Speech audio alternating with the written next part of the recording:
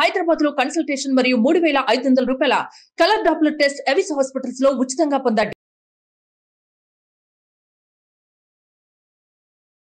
Delivery అయ్యాక ఆడపిల్ల అని పుట్టిందని తెలిసిన తర్వాత అత్త మామ ఆడపడుచు ఎవరు రాలేదు మేడం చూడడానికి.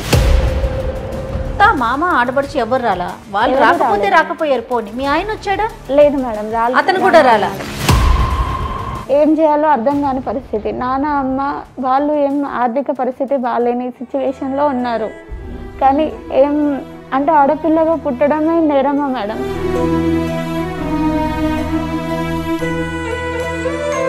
అంటే నా జీవితంలో ఇంతవరకు చీకటి ఉండే, పెళ్లి తర్వాత వెలుగు వస్తుంది అనుకున్నాను. కానీ ఆ వెలుగే ఇప్పుడు చీకటిలోకి మారిపోతుంది మేడం. 2 అమ్మాయిలు పుట్టారు మేడం. మొత్తం ఇప్పుడు 3 అయ్యారు. నాకేం చేయాలో అర్థం కాలేదు మేడం. అప్పుడు కూడా నువ్వు ఇక్కడే డెలివరీ అయ్యావు కదా, నీకు ఇంకా ఆడపిల్లలు పుడుతూనే ఉన్నారు, నువ్వు నాకు అవసరం లేదు, ఇప్పటితో ఇంకా నీకు నాకు ఎలాంటి సంబంధం లేదు అనేసి నువ్వు ఇక్కడ ఇంటికి రావద్దు అనేసి చెప్పిండు మేడం. లేదు లేదు సుమలత, నువ్వు ఆల్రెడీ నేను ఫస్ట్ కాన్పులోనే ఆడపిల్ల పుట్టినాకే అర్థం చెప్పి నేను ఇంటికాడ దిప్పేసి వచ్చిన. మళ్ళా నువ్వే ఇక బతిలాడి మీ అమ్మ కాళ్ళ మీద పడి అది అంటే సరేలే అని చెప్పి మళ్ళీ నువ్వు 2వ కాన్పులో 2 ఆడపిల్లని కనిపెట్టినావు. నేను తీసుకొచ్చి నేను ఏం చేయాలి చెప్పు? మగపిల్లలు పుట్టే ఛాన్స్ లేదు నీకు. ఇక నాకు అర్థమైపోయింది. నువ్వు బాండ్ పేపర్ రాసిస్తావా నాకు? మగపిల్లలకి అంట ఈసారి నన్ను తీసుకెళ్ళని బాండ్ పేపర్ మీద రాసి నేను నిన్ను తీసుకొచ్చి కాపురం చేస్తాను నీతోటి. అంటే నాకు తెలీదు ఇన్ని రోజులు మనకు అవకాశం ఉంటుంది. మనం ఆడపిల్ల కావాలంటే ఆడపిల్ల వచ్చేస్తుంది, మగపిల్లాడు కావాలంటే మగపిల్లాడు వచ్చేస్తాడు. ఇలాంటి అవకాశాలు ఉన్నాయని నాకు తెలియదు. ఒక ఆడపిల్లగా నేను ఒక బిడ్డకు తల్లినేనండి, నాకు తెలియక అడుగుతున్నా మిమ్మల్ని. మీరు పెళ్లి చేసుకునే ముందు కండిషన్ పెట్టారా? నాకు మగపిల్లోడే పుట్టాలి, మగపిల్లోడు పుట్టకపోతే నేను విడాకులు ఇస్తాను లేదా నిన్ను వదిలేసి ఇంకో పెళ్లి చేసుకుంటాను అని మీరు ఏమన్నా కండిషన్ పెట్టారా?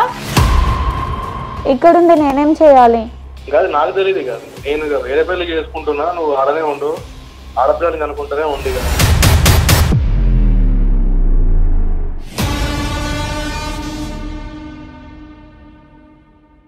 కాళ్లలో నొప్పి, నరాల వాపు వంటి లక్షణాలతో బాధపడుతున్నారా? వెరికోస్ వెయిన్స్ లో అత్యాధునిక చికిత్స Avis vascular centre. Avis hospital సమర్పించు లీగల్ అడ్వైస్ కార్యక్రమానికి స్వాగతం. నాతో పాటు అడ్వకేట్ వెంకటేశ్వరి గారు ఉన్నారు.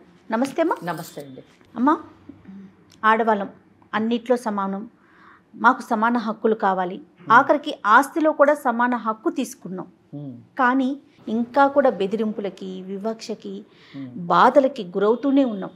ఇలా బాధలకి గురవుతూ నాకు 2 ఆడపిల్లల తల్లిని, ఇదే నా పాలిట శాపమైంది, నా జీవితం అస్తవ్యస్తం అయిపోతుంది, ఏం చేయాలో అర్థం కావట్లేదని ఒక మహిళ మన స్టూడియోకి వచ్చిందమ్మా.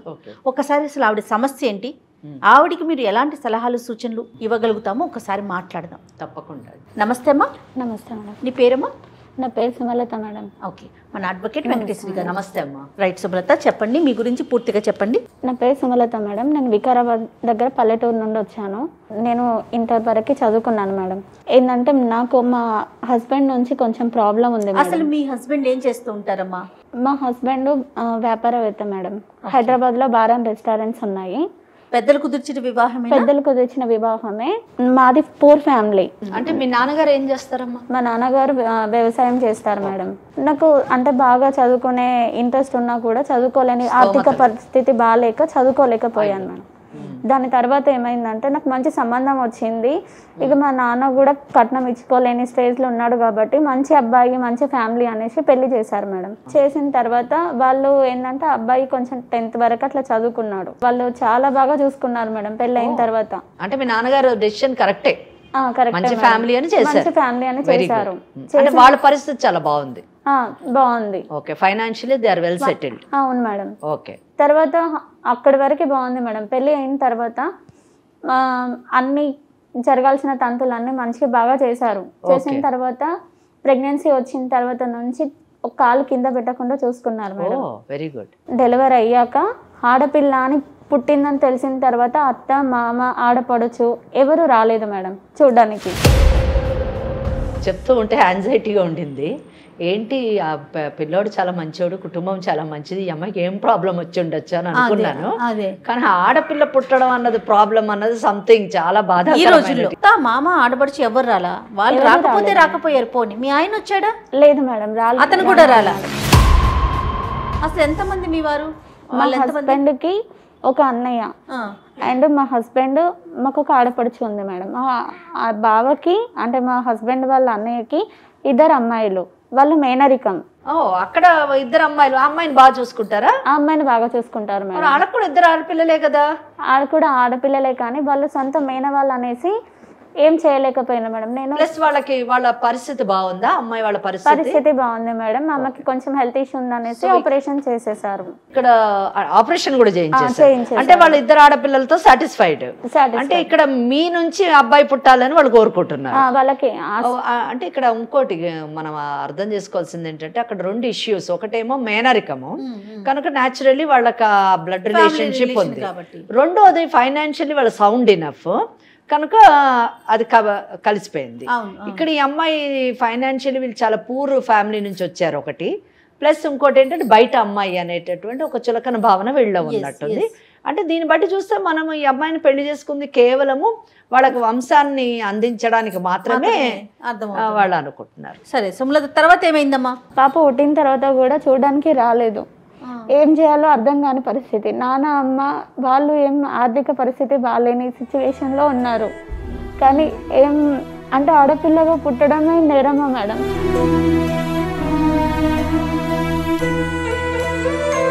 అంటే నా జీవితంలో ఇంతవరకు చీకటి ఉండే, పెళ్లి తర్వాత వెలుగు వస్తుంది అనుకున్నాను. కానీ ఆ వెలుగే ఇప్పుడు చీకటిలోకి మారిపోతుంది మేడం. మార్కులు ఉన్న తల్లి సమాజం వచ్చి కాదమ్మా. ఫస్ట్ కాన్పు కదా, సహజంగా పుట్టింటికే వెళ్ళుంటావు అంతేనా? పుట్టింటికే వెళ్ళాను. అక్కడికి కూడా రాలా చూడడానికి రాలేదు మేడం.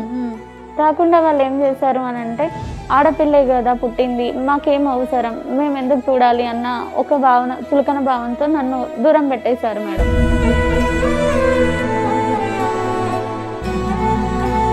అసలు 21st ఫంక్షన్ కూడా చేయలేదు మేడం. అట్లా ఉన్న తర్వాత ఎన్ని రోజులు ఉన్నారు మీరు? 3 months ఉన్నాను మేడం అమ్మ వాళ్ళ ఇంట్లోనే. తర్వాత ఇంటికి తీసుకెళ్లారు మేడం. 3 months ఇంట్లోనే ఉన్నాను. 3 months తర్వాత మళ్ళీ మా అత్తయ్య వాళ్ళకి కాల్ చేసేసి చెప్పారు నేను తీసుకొస్తాను అని అంటే, వాళ్ళు ఒప్పుకోలేదు. మా హస్బెండ్కి ఫోన్ చేశాను వస్తాను అని అంటే, తను కూడా ఒప్పుకోలేదు మేడం. ఒప్పుకోక నేను ఇట్లానే చేస్తా, నాకు వద్దు, నాకు ఆడపిల్లలో వద్దు, నాకు వంశానికి వారసుడే కావాలి. ఇట్లానే చేయటం అంటే అది ఒక్కరితో అయ్యే పనమ్మా, సృష్టి కదూ. ఎవరు పుట్టినా నాకు వద్దు, నాకు వారసుడు మాత్రమే కావాలి. వారసుడు ఉంటేనే నేను మీ బిడ్డను తీసుకెళ్తాను, లేకుంటే నేను తీసుకెళ్ళాను. అంటే ఆడపిల్ల పుట్టినందుకే తీసుకెళ్ళాను. అప్పుడు ఏమన్నారు మీ అమ్మ నాన్న? ఎందుకంటే ఏం గ్యారంటీ ఇవ్వగలరు వాళ్ళు? ఎవరు ఏం దేవుడు పెట్టిన దానికి ఎవరు గ్యారంటీ ఇవ్వలేదు అనేసి చెప్పారు మేడం. చెప్పిన తర్వాత కూడా కొన్ని రోజుల వరకు నార్మల్ గా ఉన్నారు మేడం. తర్వాత ఊర్లో పరువు కోసం వాళ్ళ పరువు ఊడగొట్టద్దు అనేసి కోడల్ని మళ్ళీ నన్ను ఇంటికి తీసుకెళ్లారు మేడం. తీసుకెళ్లేసి కొన్ని రోజుల తర్వాత తీసుకెళ్ళినప్పుడు ఏమైనా కండిషన్స్ పెట్టారా? ఏం పెట్టలేదు మేడం. ఒక టెస్ట్ కేసు మళ్ళీ చూద్దామని అంటే ఒక టెస్ట్. ఇంటికి తీసుకెళ్ళిన తర్వాత నా పిల్లని నన్ను చూడడం అస్సలు లేదు మేడం. మొత్తం అవాయిడ్ చేయడము, కొట్టడము, తాగి వచ్చి కొట్టడం చేశారు మేడం. మా హస్బెండ్ అత్తమామ కూడా తిట్టడము, నువ్వు అసలు పెళ్లి చేసుకున్నావు, ఎందుకు చేసుకున్నావు, నువ్వు అడుగు పెట్టినావు, మా ఇల్లు ఇట్లా అయిపోయింది, ఆడపిల్లలదే అయిపోయింది, నువ్వు కొంచెం వేస్ట్ దానివి, ఇట్లా అట్లా అని తిట్టడం చేశారు మేడం. తోటి కోడలు బాగుండేవారా మీతో? బాగుండేవారు మేడం. మీ బావగారు అంత బాగా చూసుకున్నారు మేడం. ఈ ఆడపిల్ల పుట్టిన తర్వాత ఆడపిల్ల విషయంలోనే వాళ్ళ రెస్పాన్స్ ఏంటి, రియాక్షన్? వాళ్ళ రెస్పాన్స్ అంటే అందరూ ఒకటే మాట మీద ఉంటారు మేడం ఇంట్లో. ఓకే, ఎవరు ఒక అంటే ఇండివిజువల్ గా ఉండరు మేడం. యూనిటీ ఉంది మేడం. అందరికి కావాల్సింది వంశాంకురం కావాలి. ఆ వంశాంకురం ఇచ్చేటటువంటి ఒక మెషిన్ మీరు. అవును మేడం, అంతే కదా, బయట నుంచి వచ్చి. ఎందుకంటే మీ తోటి కోడల్ని ఏమి హెరాస్ చేయరు, ఆమె పట్ల వాళ్ళకి ఏం విముఖత లేదు, ఆమెతో మంచిగా ఉంటారు, నీతో మాత్రం వాళ్ళు సరిగ్గా ఉండటం లేదు. తర్వాత వంట రూమ్ లో పాప పాలకు ఏడ్చిన, పాపకి సెలరాకి డబ్బులు అడిగినా కూడా ఇచ్చేవాళ్ళు కాదు మేడం. మీ పుట్టింటి నుంచి తెచ్చుకో, ఏమైనా చేసుకో, నేను ఇవ్వను, కొట్టేవాళ్ళు, తిట్టేవాళ్ళు. ఆడపడుచు కూడా చాలా టార్చర్ చేసేది. నేనేం చేసినా వాళ్ళకి నెగిటివ్గా ఆలోచనలు వచ్చేటివి. ఏం చేయాలన్నా కూడా నాకు సపోర్ట్గా ఎవరు లేరు మేడం. అమ్మ నాన్న పరిస్థితి బాగాలేదు, ఆర్థిక స్తోమత బాగాలేదు, వాళ్ళు ఏం చేయలేరు. అందుకనేసి కొన్ని రోజుల వరకు అదే సర్దుకుపోతుంది అనుకున్నాను. పాప పెద్దగైన కొద్దీ పాప భవిష్యత్తు కోసం ఏదో నేను ఉండాలి, తన కోసం ఉండాలి అన్నట్టుగా నేను కూడా ఇంట్లో పనులు చేసుకొని పాపని కొంచెం పెద్దగా చేసుకున్నాను మేడం. మళ్ళీ సంవత్సరం తర్వాత మళ్ళీ ప్రెగ్నెంట్ అయ్యాను మేడం. నా పాప పెద్దగా అవుతున్నది, కానీ తనకి మాటలు వస్తున్నా నాన్న అని పిలిచినా కూడా మా హస్బెండ్ అసలు తనని చూస్తే చిరాకు పడడం, నెట్టేయడం, పాప ఏడిస్తే ఎప్పుడు దరిద్రం అని తిట్టడం, పాపని చాలా రకాలుగా పాపని చాలా హింసలు పెట్టాడు. పాటు పిల్లని కూడా తిట్టడం కొట్టడం చేశాడు మేడం.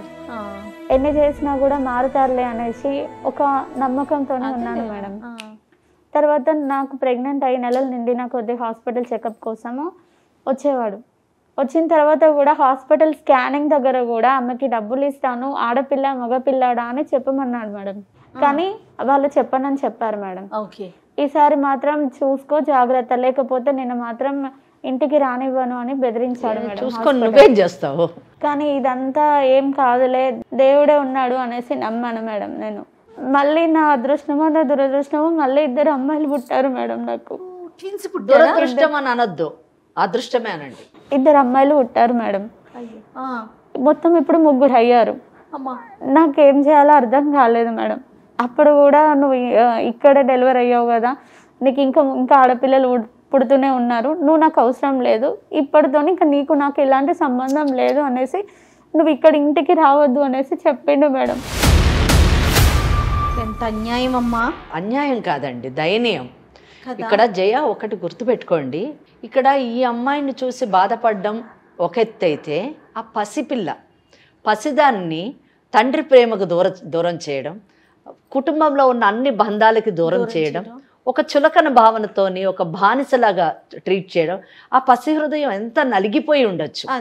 దయచేసి ఈ ఎపిసోడ్ చూస్తున్నటువంటి అందరూ కూడా ఆడపిల్లని నిర్లక్ష్యం చేయకండి, పసివాళ్ళని నిర్లక్ష్యం చేయకండి. వాళ్ళకు కూడా కొన్ని హక్కులు అంటూ ఉంటాయి.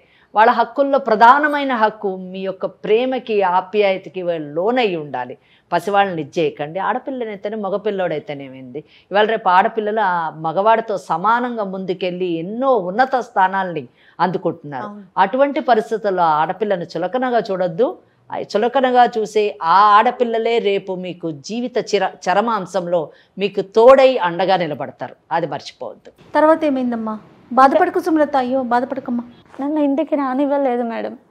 రానివ్వకుండా ఇంకా ఇంటికి వెళ్ళిపో, నాకు నీకు ఎలాంటి సంబంధం లేదు, నువ్వు ఇంటికి వచ్చినావంటే మాత్రం నేను ఊరుకోను అనేసి చెప్పేసిండే మేడం. నాకు కావాల్సింది వారసుడు మాత్రమే, నాకు ఇది ఆడపిల్లలు ఉండే సత్రం కాదు, నాకు ఆడపిల్లలు కంటే మాత్రం నువ్వు నాకు అసలుకే వద్దు, లేదంటే నేను ఇంకొక పెళ్లి చేసుకుంటాను అని అన్నాడు మేడం. ఇప్పుడు మీరు ఎక్కడ ఉన్నారు ప్రెజెంట్? పుట్టింట్లోనే ఉన్నాను మేడం. వాళ్ళు అత్త మామ కానీ ఆడబడుచు కానీ మీ కో సిస్టర్ మీ తోడు కోడలు కానీ ఎవరు సపోర్ట్ లేదు మేడం. ఇప్పుడు ఎన్ని రోజులు అవుతుందమ్మా అక్కడికి వెళ్ళి? దాదాపుగా 4 నెలలు అవుతుంది మేడం. ఏం ఫోన్ కూడా ఫోన్ లేదు మేడం, ఫోన్ లేదు, ఏం లేదు. ఫోన్ చేస్తే ఒక అగ్రిమెంట్, నాకు నువ్వు ఇంకొకసారి చూస్తాను, ఇంకొకసారి కూడా నాకు ఖచ్చితంగా అబ్బాయి పుడతాడు అనే అగ్రిమెంట్ మీద సిగ్నేచర్ చేస్తేనే ఇంటికి రా అంటున్నాడు మేడం, లేకుంటే విడాకులు ఇచ్చేయమని అంటున్నాడు మేడం, లేదంటే వేరే అమ్మాయిల్ని పెళ్లి చేసుకుంటా అంటున్నాడు. మీరు ఫోన్ చెయ్యండి, ఎంత ప్రశాంతంగా మాట్లాడతారో అంత ప్రశాంతంగా మాట్లాడండి. కౌన్సిలింగ్ మీరు మాట్లాడండి, తర్వాత నేను వదిలిపెట్టేది లేదు ఆ అబ్బాయిని. నాకు ఇంకా అసలు ఒక్క విషయం అర్థం కావట్లేదమ్మా, ఈ రోజుల్లో ఇప్పుడున్న ఈ రోజులకు కూడా ఇలా ఆలోచిస్తున్నారా? ఆలోచిస్తున్నారు జయ, ఆడపిల్ల మగపిల్లాడే కావాలని ఇంకా ఇలాంటి ఆలోచనలు. దానికి తనకేం సంబంధం ఉంటుందమ్మా? అది సృష్టి. ఆడపిల్ల కడుపులో ఉండగానే, అంటే ఆడపిల్లని నిర్ధారణ కాగానే కడుపులోనే ఆ శిశువుని విచ్ఛిన్నం చేసేటటువంటి అనేక ప్రక్రియలు ఈరోజు కూడా చాలా రాష్ట్రాల్లోని పాటిస్తున్నారు. ఒకవేళ పొరపాటున ఆడపిల్ల కానీ భూమి మీద పడితే తల్లి స్తనాలకి విషాన్ని పూసి పాల ద్వారా ఆడపిల్లలను చంపుతున్నటువంటి రాష్ట్రాలు అనేక కేసులు కూడా ఉన్నాయి. చాలా కేసులు కోర్టుల మటుకు కూడా వస్తుంటాయి. అలాగే ఒకవేళ ఆడపిల్ల అయితే ఊపిరి ఆడకుండా దిండు అంటే ఆ ముఖం మీద పెట్టి ఊపిరి ఆడకుండా తనంతట తను చనిపోయేటట్టుగా చంపినటువంటి కేసులు కూడా చాలా ఉన్నాయి. ఇలా చాలా రాష్ట్రాల్లో, ముఖ్యంగా రాజస్థాన్, మధ్యప్రదేశ్ అటువంటి రాష్ట్రాలలోనే ఆడపిల్లంటే కడుపులో ఉండగానే విచ్ఛిన్నం చేయడం లేదా భూమి మీద పడితే ఏదో విధంగా చంపేయడం అన్నది చాలా సర్వసామాన్యమైనటువంటి విషయం. ఆడపిల్లకి ఈరోజు మగపిల్లాడితో ఎంత ప్రాముఖ్యత ఉందంటే ఇండియన్ సక్సెషన్ యాక్ట్ అమెండ్మెంట్ జరిగింది. మగవాడితో సమానంగా ఆడపిల్లకి ఆస్తుల హక్కు ఉంది అంటేనే ఆడపిల్ల మగవాడితో సమానం అయిపోయింది. So in what way she is different. వాడు ఇంజనీర్ చదువుతున్నాడు, ఈ అమ్మాయి ఇంజనీరింగ్ చదువుతుంది. వాళ్ళు సాఫ్ట్వేర్ పని చేస్తున్నారు, వీళ్ళు పని చేస్తారు. వాళ్ళు లక్షలు సంపాదిస్తే వీళ్ళు లక్షలు సంపాదిస్తున్నారు. ఒకప్పుడు ఓటు వేయడానికి ఆడదానికి హక్కు లేకుండింది. మగవాడితో సమానమైనటువంటి వేతనాలు తీసుకోలేనటువంటి తరుణంలో అంతర్జాతీయ స్థాయిలో పోరాడి మహిళా దినోత్సవం అని ఒక దినాన్ని కూడా ప్రకటింపజేసుకొని అంతర్జాతీయ స్థాయిలో మగవాడికి పురుషుడి కంటే ఏమాత్రం తక్కువ కాదని చాటి చెప్పుకున్నటువంటి ప్రపంచం మనది. ఆడపిల్లంటే వద్దు, నిన్ను వదిలేస్తాను, నువ్వు ఆడపిల్లను కంటాను అని అగ్రిమెంట్ మీద సైన్ చేస్తేనే నిన్ను తీసుకెళ్తాను అంటే అంతకంటే మూర్ఖత్వం కాదమ్మా. తను రావటానికి ఒక స్త్రీ కావాలి, తన బిడ్డలకి సంతానం ఇవ్వటానికి ఒక స్త్రీ కావాలి, వాళ్ళ చెల్లెలు స్త్రీ, ఇంకా తనకి వాళ్ళ వదిన స్త్రీ, వాళ్ళ వదినకి ఇద్దరు ఆడపిల్లలు. సో అందుకే నేను ఉపేక్షించనని చెప్పాను. కాదు సుమలత, మరి మీ పేరెంట్స్ అంటే మీ అమ్మా నాన్న పరిస్థితి ఏంటి? వాళ్ళు ఏమంటున్నారు? ఫస్ట్లో బాగున్నాడు కదా, అబ్బాయి తరపున ఫ్యామిలీ మంచిది, ఎందుకంటే పూర్ ఫ్యామిలీని చూసి కూడా పెళ్లి చేసుకున్నాడు అంటే అర్థం చేసుకోవాలి, మంచి అర్థం చేసుకున్న అబ్బాయి, ఎట్లాంటిది ఇది లేదు అనేసి అట్లా ఒక్కటే ఆలోచించారు మేడం. అబ్బాయి మంచోడయింది, ఫ్యామిలీ మంచిగా ఉంది, నా బిడ్డకు పెళ్లి చేయలేని స్తోమతలో నేను ఉన్నాను, అటువంటి టైంలో మంచి సంబంధం వచ్చింది కదా. కరెక్టేనమ్మా, కానీ ఇప్పుడు నిన్ను అసలు పుట్టింట్లో వదిలేస్తాడు కదా, మీ ఇంట్లో వదిలేస్తాడు. వాళ్ళ ఇంట్లో వదలడం కాదు, అసలు ఆ అమ్మాయే నిజానికి వాళ్ళ ఆర్థిక పరిస్థితికి ఒక భారం. అలాంటిది ఆ అమ్మాయితో పాటు ఇంకో 3 ఆడపిల్లలు, నలుగురిని పోషించే పరిస్థితి వాళ్ళకు ఉండాలి కూడా కదా. అందుకని వెళ్ళమంటున్నారా? మరి అత్తవారింటికి వెళ్ళిపో అంటున్నారా? ఏమంటున్నారు వాళ్ళు? లేదు మేడం, అందుకే ఏం చేయాలో అర్థం కాక ఇక్కడ మీ దగ్గరకు వచ్చాను. అట్లీస్ట్ వాళ్ళు మంచి వాళ్ళు కాబట్టి బిడ్డ వాళ్ళ ఆర్థిక పరిస్థితి సరిగ్గా లేకపోయినా మంచి సంబంధం చూసి చేశారు. అన్నిటికంటే భారం కంటే కూడా ఆర్థిక పరమైన భారం కంటే మనోభారం ఎక్కువ. కరెక్ట్ మాట చెప్పారు. కూతురు పెళ్ళయి తిరిగి ఇంటికి 3 ఆడపిల్లలతో తిరిగి వచ్చిందంటే తల్లిదండ్రులకి ఎంత వ్యధగా ఉంటుందండి నిజానికి. చుట్టుపక్కల వాళ్ళు ఎన్ని మాటలు అంటారు, చుట్టాలు ఎన్ని అడుగుతారు, ఇవన్నీ కూడా సోషల్ రీజన్స్ కూడా మనం చూడాలి నిజానికి. ఖచ్చితంగా అమ్మా, ఖచ్చితంగా. మరి అతనికి కాల్ చేయమంటారా?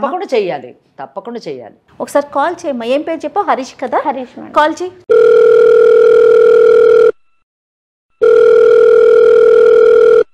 లిఫ్ట్ చేయట్లేదు మేడం. చేయట్లేదు సరే, ఒకసారి ఈ నెంబర్ నుంచి, నా ఫోన్ నుంచి కాల్ చేయమ్మా.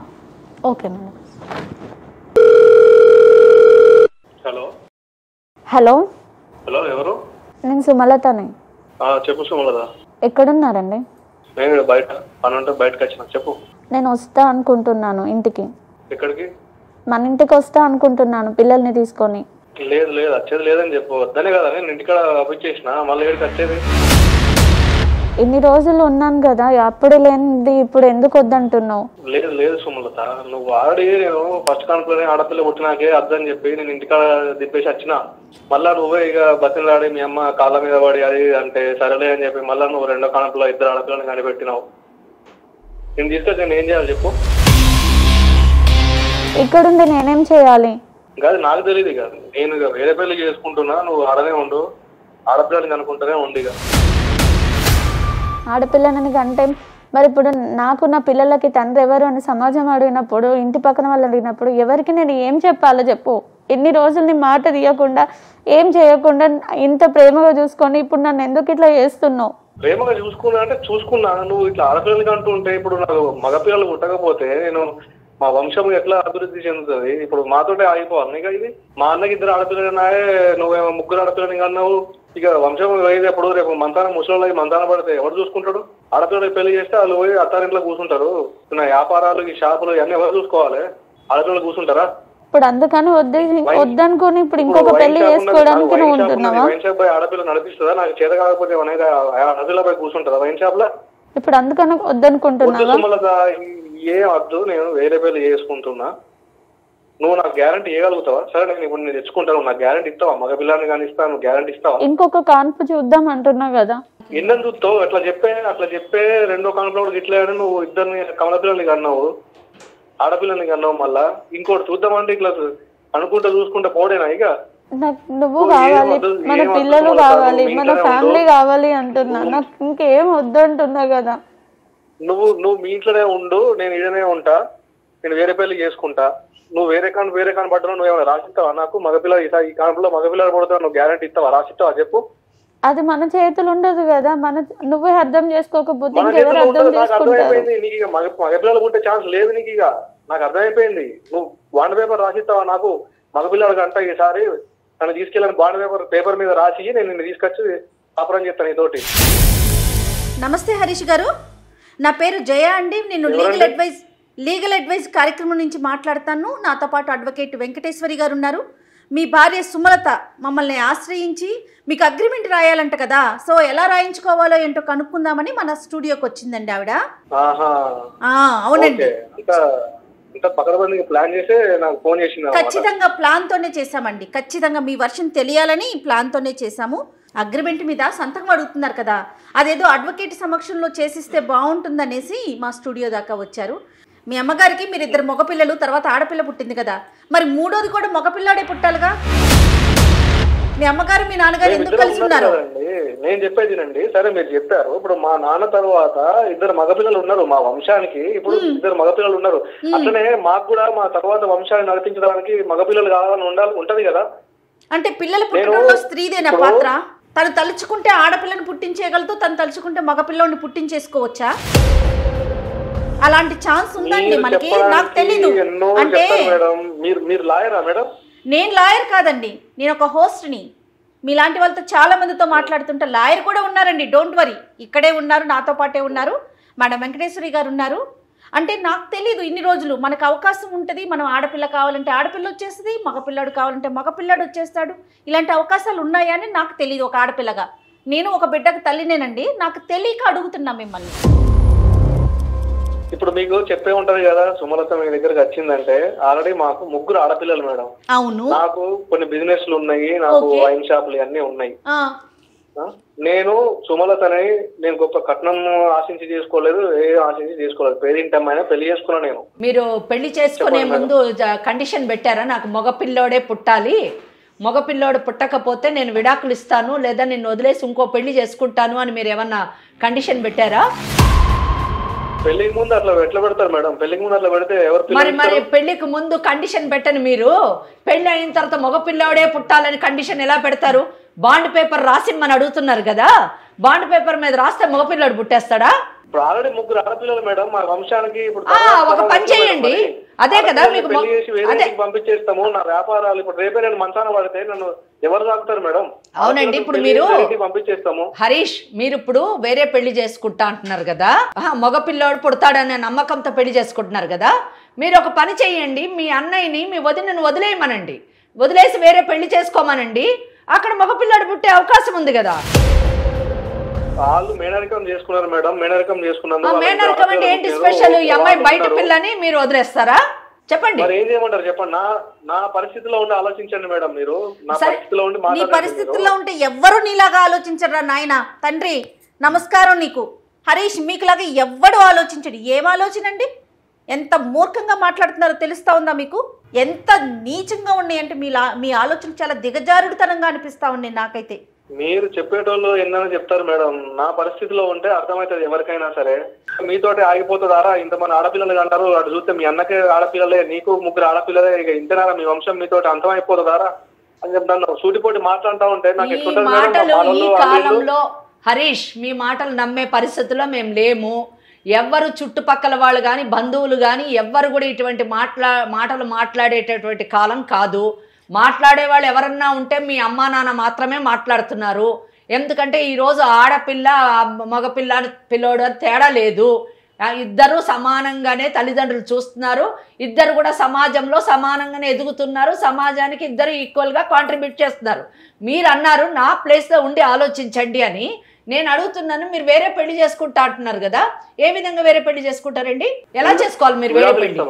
మీకు చట్టం లేదా? విడాకులు ఇస్తాడటమ్మ. విడాకులు ఇస్తారా? ఏ గ్రౌండ్ మీద ఇస్తారండి విడాకులు మీరు?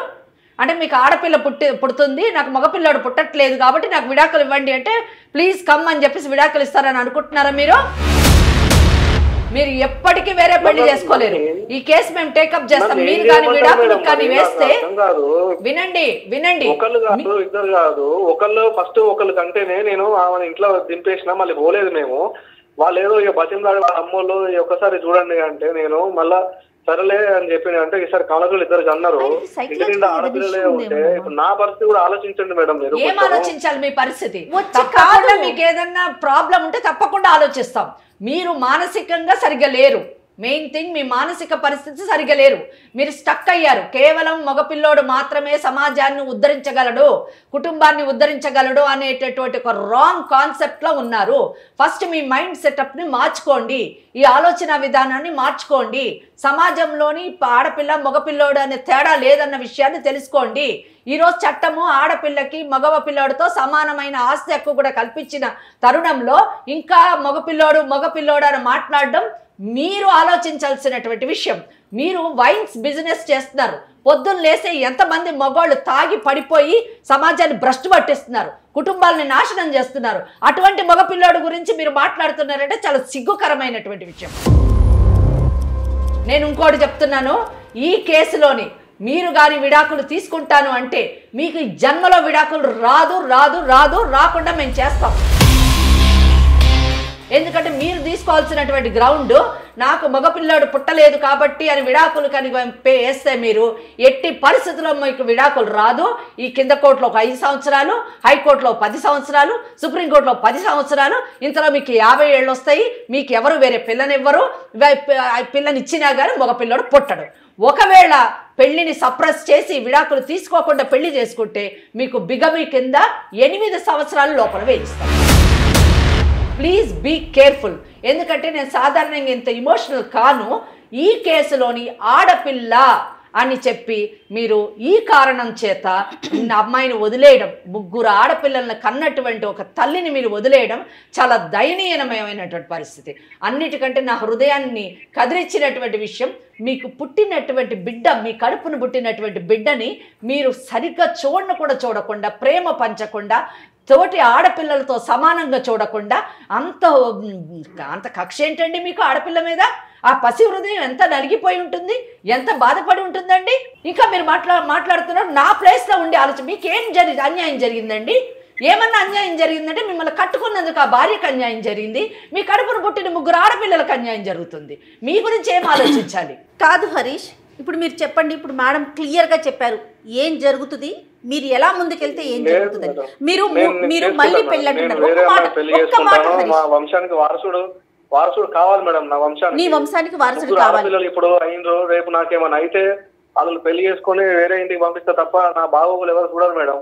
ఈ రోజుల్లో ఎవరు హరీష్, మీరు ఎక్కడున్నారు? అంటే రేపు మీకు పుట్టేటటువంటి పిల్లోడు మిమ్మల్ని చూస్తాడని బాండ్ పేపర్ మీద రాసిచ్చి పుడతాడా? ఏం మాట్లాడుతున్నావు? మా వంశం నేను వేరే పెళ్లి చేసుకుంటా మేడం. నేను పిల్లాడు పుట్టే ఛాన్స్ లేదు మేడం ఆమెకి. ఎందుకంటే ఒకసారి 2 సార్లు చూసినాము. అట్లయితే నువ్వు ప్రిపేర్ అయిపో. మీ జయ వీళ్ళకి మర్యాదగా చెప్తే సరిపోదు. మీరు ఇంకా బుజ్జగించాలని ట్రై చేస్తున్నారు. Please wait. నువ్వు హరీష్ సరే, నువ్వు ప్రిపేర్ అయిపో.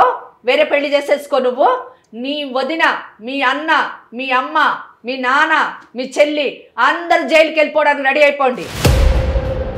గృహహింసా చట్టాన్ని ఉపయోగిస్తాము. నువ్వు వేరే పెళ్లి చేసుకున్నావని బిగమి కింద 8 ఏళ్ళు నువ్వు లోపల పోయేది. నిన్ను సపోర్ట్ చేసిన నీ తల్లిదండ్రులు, మీ చెల్లెలు, మీ వదిన, మీ అన్న అందరూ లోపలికి వెళ్ళకపోతే చూడు నువ్వు పెళ్లి ఎలా చేసుకుంటూ చూస్తాం. అసలు నీకు పిల్లలు ఎవరిస్తారండి? వాళ్ళే కారణము.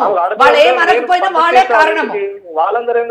వాళ్ళే కారణం. వాళ్ళందరూ వెళ్తారు. ఎలా వెళ్తారో చూపిస్తాను నేను. ఉట్టి చెప్పను, ప్రాక్టికల్ గా చేసి చూపిస్తాను. ఈ అమ్మాయి తరఫున నేను కేసేస్తాను. హరీష్, అనవసరంగా అంటే మీరు ఆలోచించే తప్పుడు ఆలోచనలతో కుటుంబం పరువు కూడా పోతుంది హరీష్. ఒక్కసారి నా మాట వినండి. మేడం నన్ను మాట్లాడొద్దు అంటున్నారు కానీ హరీష్ ఒక్కసారి మీరు కూల్గా ఆలోచించండి. ఎంతవరకు మీరు ఏం మాట్లాడుతున్నారో మీకు అర్థమవుతుందో లేదో. ఈ రోజుల్లో ఎవరండి, మీ పిల్లలు పుడతారు, ఆడపిల్లలు వాళ్ళకి అల్లుళ్ళు వస్తారు కదా, వాడు మీ కొడుకు కింద చూసుకోవటానికి లేదా మీరు చేసే మీ బిజినెస్లు చూడటానికి లేదా? ఏం మాట్లాడుతున్నారండి? ఉన్నతమైన పదవుల్లో స్త్రీలు ఉన్నాము. ఈరోజు నేనున్నాను ఇక్కడ సుమన్ టీవీ విమెన్ వింగ్కి సీఈఓగా పనిచేస్తా ఉన్నా, ఒక సీనియర్ మోస్ట్ అడ్వకేట్గా ఉన్నారు. ఇలా కీలకమైన రంగాల్లో ఆడపిల్లలు ఎంతమంది లేరు? సరే మీరు మంచాన పడ్డారు, రేపు రోజున ఎవరు చూసుకుంటారు అంటారు. మీ కడుపున పుట్టిన బిడ్డకి అది ఆడపిల్లే చూస్తుంది, మగపిల్లడే చూస్తాడు. అలాంటి తేడాలు ఎందుకుంటే తల్లి తండ్రి అంతేనండి. మగపిల్లడు చూస్తాడని గ్యారంటీ ఉందా? అందుకే కదా ఇన్ని అనాథాశ్రమాలు, హోమ్ ఫర్ ద ఏజ్డ్ ఉన్నాయి. ఇలాంటి ఆలోచన సరళి ఉన్న వాళ్ళకి ఏ ఆడపిల్లని ఇస్తారండి తల్లిదండ్రులు? ఈయన వేరే పెళ్లి చేసుకుంటా అంటున్నాడు, వాళ్ళకంటే గతి లేక పేదరికంలో ఉన్నారు కాబట్టి మీకు ఇచ్చి చేశారు. అది కూడా మీరు అప్పుడు కండిషన్ పెట్టలేదు మగపిల్లాడే పుట్టాలని. ఈ రోజు నువ్వు బాండ్ పేపర్ మీద రాసి మగపిల్లాడు పుడతాడు అని చెప్పేసి అప్పుడు తీసుకెళ్తానంటే what is that is talking? అంటే ఈయన దృష్టిలోని మనుషులు అనేటటువంటి వాళ్ళు ప్రాపర్టీస్ అన్నమాట, అంతే, వస్తువులు. భార్య వస్తువు, ఈ కడుపును పుట్టిన పిల్లల వస్తువులు. పోనీ మగపిల్లాడు కూడా ఎందుకు పుట్టాలని కోరుకుంటున్నాడు? తను ప్రేమించడానికి, తన ఆప్యాయతతో పెరగడానికి కాదు, తన అవసాన దశలో చూసుకోవడానికి. వాట్ ఈస్ ఆయన ఆలోచన విధానం ఏంటండి? అమ్మ నాకు ఈ సందర్భంగా ఎప్పుడు నేను ఒక మాట చెప్తానమ్మా ఆడపిల్లలకి, మీరు ఎంతవరకు చదువుకోగలిగితే అంతవరకు చదువుకోండి. మీ కాళ్ళ మీద మీరు నిలబడే అవకాశాన్ని ఏదో ఒక విద్య నేర్చుకోండి అమ్మా, ఏదో ఒక విద్య నేర్చుకోండి. ఈ రోజున చూడండి ఆ పాప పరిస్థితి, సుమలత పరిస్థితి. ఇటు పుట్టింట్లో చూసుకునే పరిస్థితి లేదు, ఆర్థిక పరిస్థితి లేదు, ఇటు అత్తవారింటికి వెళ్ళలేవు. అదే తన చేతిలో ఏదన్నా ఒక చిన్న విద్య కుట్టుకోవటము, బ్యూటీషియన్ ఏదన్నా నేర్చుకున్నట్లయితే పోరా నువ్వు వచ్చేదేంటని నువ్వు మాట్లాడగలుగుతావు. ఈరోజు చూడు అతన్ని అడుక్కునే పరిస్థితికి వచ్చావు. నువ్వు ఇంకా ఏం చెప్తున్నావు?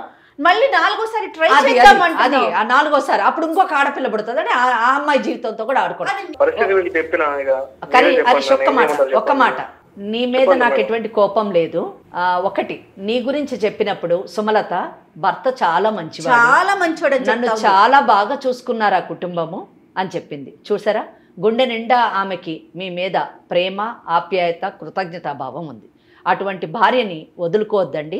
మీరు అంటున్నారు ఇంకో పెళ్లి చేసుకుంటానని, వచ్చేటటువంటి పెళ్ళం ఎలా ఉంటుందో మనకు తెలియదు. ఆమె కడుపును కూడా ఆడపిల్లే పుడితే మళ్ళీ మొదటికి వస్తుంది. ఇలా ఎన్ని పెళ్ళిళ్ళు చేసుకుంటారు? ఎంతమంది మీరు జీవితాలతో ఆడుకుంటారు చెప్పండి? ఇదంతా వద్దు. కానీ నేను ఇందాక చెప్పిన చట్టం మాత్రం ఆవేశంలో చెప్పి ఉండొచ్చుగాక, కానీ అవన్నీ వాస్తవాలండి. అంటే ఈ కేసులన్నీ కూడా మీ మీద వేసే అవకాశం ఉంది. మీ యొక్క చర్యల వలన దాని యొక్క కాన్సిక్వెన్సెస్, పరిణామాలు ఏ విధంగా ఉంటాయి అన్నది మనం మాట్లాడదాము. ఒకవేళ ఆ పరిణామాలు మీకు సూటబుల్గా ఉండి మీకు ఉపయోగపడతాయి అనుకుంటే అప్పుడు మీరు వేరే పెళ్లి చేసుకోవడానికి ఆలోచించండి. నేను చట్ట ప్రకారమే చెప్తున్నా, అది కూడా వ్యక్తిగతమైనటువంటి అనుభవం గురించి నేను మాట్లాడట్లేదు. చట్ట ప్రకారం అయితే మీకు ఎట్టి పరిస్థితుల్లో విడాకులు వచ్చేటటువంటి అవకాశం లేదండి. మీ కేసులో వేరే గ్రౌండ్ లేదు, మీకు విడాకులు రాదు, ఇంకో పెళ్లి చేసుకునే అవకాశము లేదు. ఒకవేళ మీరు ఈ విడాకులు తీసుకోకుండా పెళ్లి చేసుకుంటే మాత్రం కుటుంబం మొత్తం జైలుకు వెళ్ళేటటువంటి అవకాశం. మీ జీవితం పాడు చేసుకోవడము, ముగ్గురు ఆడపిల్లల జీవితాలు పాడు చేసుకోవడము, ఇటు మీ అమ్మ, మీ నాన్న, మీ చెల్లెలు, వదిన, అన్న, ఇటు వాళ్ళ తల్లిదండ్రులు, వీళ్ళందరినీ క్షోభ పెట్టడం అనవసరము, మీనింగ్లెస్. కనుక please come to me, will SIT and discuss and will chalk out A remedy for it. ఒకటే రెమెడీ, మీరు చక్కగా మీ భార్యని, మీ బిడ్డల్ని, మీ కుటుంబాన్ని ప్రేమిస్తూ ముందుకి కొనసాగండి. మీ పిల్లలు రేపు ఉన్నత స్థితికి ఎదిగేటట్టు వాళ్ళని తీర్చిదిద్దండి. వాళ్ళే మీ అవసాన దశలోని మిమ్మల్ని అద్భుతంగా ప్రేమగా చూసుకుంటారు. జయ మేడం మాట్లాడతారు, మీతో మాట్లాడండి. హరీష్, ఇంతకన్నా వివరంగా, ఇంతకన్నా బుజ్జగింపుగా ఇంకెవరు మాట్లాడలేరు. మీరు ఇప్పుడు 3 డెలివరీలు అయినాయి, చాలాసార్లు హాస్పిటల్కి వెళ్ళుంటారు, గైనిక్స్తో మాట్లాడుంటారు. పిల్లలు కలగటం కోసం చేసే ప్రయత్నం వరకే మందండి. అది ఆడ మగ అనేది సృష్టి, అది మనం కాదు కదా. ఇంకా అంత సైంటిఫిక్గా ఎదగలేదండి మనం. అమ్మాయినే తీసుకొచ్చేయాలి, అబ్బాయినే పుట్టించేసేయాలి అంత. దీన్ని ఇంతకు మించి విడమర్చి ఎలా చెప్పాలో నాకు అర్థం కావట్లేదు. ఒకసారి గైనిక్తో, అలాగే మేడంతో, మీ కుటుంబ సభ్యులందరితో మీరు ఎప్పుడు టైం ఇస్తే అప్పుడు, మా టైం అనట్లేదండి, మీరు ఎప్పుడు టైం ఇస్తే అప్పుడు చెప్పండి, నేను ఒక అపాయింట్మెంట్ అరేంజ్ చేస్తాను. 4 ఆడపిల్లల జీవితం. హరీష్, దయచేసి ఆలోచించండి, లేదంటే మాత్రం శిక్షలు మాత్రం చాలా కఠినంగా ఉంటాయండి. నేనైతే రిక్వెస్ట్ చేస్తున్నానని అనుకోవద్దు, ఎందుకంటే మేడం ఉన్నారు మా ముందు, ఎలాంటి శిక్షలు పడతాయో చాలా క్లియర్గా చెప్పారు. మీకు ఎంతవరకు ఛాన్స్ ఉంటుందో కూడా చెప్పారు. ఇంకోటి నేను టేకప్ చేస్తానని కూడా చెప్తాను. ఎస్, మేడమే స్వయంగా టేకప్ చేస్తారు. మిమ్మల్ని బెదిరించట్లేదు, రిక్వెస్ట్ కూడా చేయట్లేదు. ఆలోచించుకోండి, మీ జీవితం, మా ప్రయత్నం మేము చేస్తాం. మేడం కేసు ఫైల్ చేశారా మేడం నా మీద? మీరు తీసుకునే డెసిషన్ మీద ఆధారపడి ఉంటుంది. సరే మేడం, మాట్లాడదాం మేడం. మేము ఇంకా ఏం కేసు మీ మీద వేయలేదు. మీ మీద పూర్తి గౌరవంతో మీతో మాట్లాడుతున్నాము. ఇదే గౌరవం ఒకవేళ కేసు వేసినా చివరి మటుకు కూడా ఉంటుంది. కానీ వ్యక్తిగతమైనటువంటిది ఏముండదు. ఆ అమ్మాయికి 3 ఆడపిల్లలకి న్యాయం చేయాలనే సదుద్దేశంతో మాత్రమే మీకు చట్టం పైన పరిపూర్ణమైనటువంటి అవగాహనను కల్పించడానికి ప్రయత్నం చేస్తున్నాము. ఆ ప్రయత్నంలో మేము సఫలీకృతం కావాలి, మీ కుటుంబం చక్కబడాలన్నదే మా ఉద్దేశం. హరీష్ చెప్పండి, ఎప్పుడు మీటింగ్ అరేంజ్ చేద్దాం, ఎప్పుడు కౌన్సిలింగ్ వస్తారు? చెప్తాను మేడం, మాట్లాడదాము. మా కుటుంబంలో వాళ్ళతో చెప్తాను. మా నాన్న మీకు ఇంకా ఎక్కువ టైం తీసుకునే అవకాశం లేదండి. ఎంత తొందరగా వీలైతే అంత తొందరగా. ఎందుకంటే 3 ఆడపిల్లలు పెట్టుకుని ఆ పిల్ల పుట్టింట్లో ఎలా ఉంటుంది, ఎన్ని రోజులు ఉంటుంది? యాజ్ ఎర్లీ యాజ్ పాసిబుల్ మీ వైపు నుంచి కాల్ రావాలి. అంతేనమ్మా? ఆయనే కాదు, వాళ్ళందరూ కూడా రావాలి. ఎందుకంటే వాళ్ళంతా తల్లి తండ్రి వదిన అన్న వాళ్ళందరూ లోపలికి వెళ్ళడానికి సిద్ధంగా ఉంటే ఓకే, నో ప్రాబ్లం. లేదు మేము అనవసరమైన లేని కష్టాలు తెచ్చుకోలేము, ఈ కోట్ల చుట్టూ తిరగలేము, జైలు పాలు అవ్వలేము అనే వైజ్ డెసిషన్ కానీ తీసుకుంటే హరీష్ని వాళ్ళ భార్య పిల్లల్ని వాళ్ళ మానాన్న వాళ్ళు బతకనిస్తారు. వీళ్ళు తను ఆడపిల్ల నెక్స్ట్ టైం ఆడపిల్ల అనుకుంటే నన్ను డబ్బులు ఇచ్చి వదిలేస్తాను అనేసి చెప్పారు మేడం. నీకు డబ్బులు ఇచ్చి నేను వదిలేస్తారంటే మీ పిల్లలతో నువ్వు బతుకు, ఇంకా నాకు అవసరం లేదు అన్నారు మేడం. సో నాకు నా పిల్లలకి సమాజంలో పేరు కావాలి, లేదంటే మేము 3 మా పాపలు అందరం చనిపోతాం మేడం. చనిపోవటం పరిష్కారమా తల్లి? చనిపోయే అలాంటి ఆలోచన వేదిక దాకా రావటం ఎందుకు? అదే చెప్పేది నేను, ధైర్యంగా ఉండాలని. మేడం కానీ నేను కానీ చెప్పేది అదేనమ్మా, ధైర్యంగా ఉండాలి. మీ జీవితాలు తీసుకెళ్ళి ఇంకొకరి చేతుల్లో పెట్టడం కాదు. కాదు మేడం, నాన్న అని పిల్లల దగ్గరికి వెళ్తే పిల్లల్ని కొట్టడం తిట్టడం కనీసం చూడని కూడా చూడట్లేదు. సుమలత, 100% ఈ కేసు సెటిల్ అవుతుంది, సెటిల్ చేస్తాము. అర్థమైందా? ఇక్కడ కౌన్సిలింగ్ ద్వారానన్నా సెటిల్ అవుతుంది, లేదా కోర్టు ద్వారా సెటిల్ అవుతుంది. కానీ సెటిల్ అయిన తర్వాత ఆయన వాళ్ళ పిల్లల్ని, అంటే మీ పిల్లల్ని, తన చెల్లిని తన తల్లిని ఎలా చూసుకుంటాడో అలాగే చూసుకోవాలి. చూసుకోని పక్షంలో దాని కాన్సిక్వెన్సెస్ కూడా అనుభవిస్తాడు. అర్థమైందా? కానీ నేను నీకు ఒక్క విషయం చెప్పాలనుకుంటున్నాను. ఈ విషయం అంతా పక్కన పెడితే ఇంక నుంచి అయినా నువ్వు ఆయన కోరిక తీర్చడానికి, ఆయన ఒక మాట నిలబెట్టడానికి నువ్వు మగపిల్లోని గంటానని పిల్లల్ని కనుక్కుంటూ వెళ్ళడం కాకుండా ఉన్న 3 ఆడపిల్లల్ని చక్కగా చదివించి ఉన్నత స్థితికి తీసుకెళ్ళడానికి ప్రయత్నించి, నువ్వు కూడా ఏదో పనో పాటో ఏదో చిన్న కోర్సులు, ఇందాక మేడం చెప్పినట్టు కోర్సులు చేసి ఆర్థికంగా నీ కాళ్ళ మీద నువ్వు నిలదొక్కుకోవడానికి ప్రయత్నం చేయి. నువ్వే అతనితో ఏమన్నా చెప్తావా?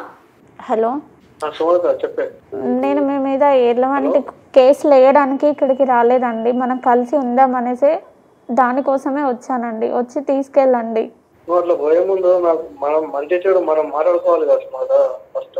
మీరు నాకు మాట్లాడడానికి టైం ఇవ్వట్లేదు కదండి, ఫోన్ కూడా చేయట్లేదు.